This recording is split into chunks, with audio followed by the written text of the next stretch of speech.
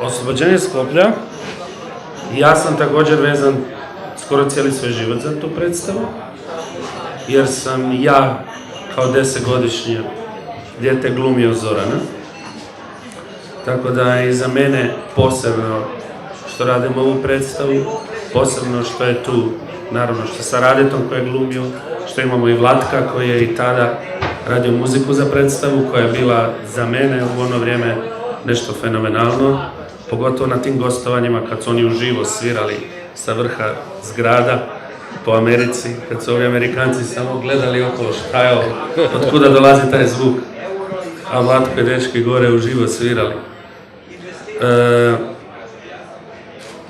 Ono što želim reći dalje, što mi je jako drago, je jedna pozitivna energija u cijeloj ekipi, što također što ću raditi sa ocem, korežirati film.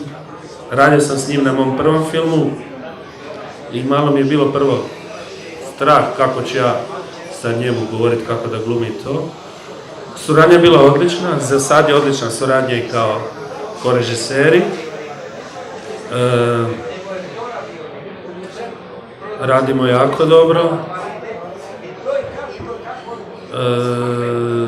Ne znam, možda je nekom čudno šta sad režiser iz Hrvatske režira Slobodonija od Skoplja, ali drugi režiser je Makedonac, kao što je Rade Makedonac, tako da ja mislim da je to okej, da nema problema s tim.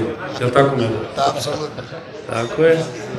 I ja vjerujem da ćemo napraviti odličan film. Svi preduvjeti su tu, a sad je na nama da vidimo šta ćemo napraviti.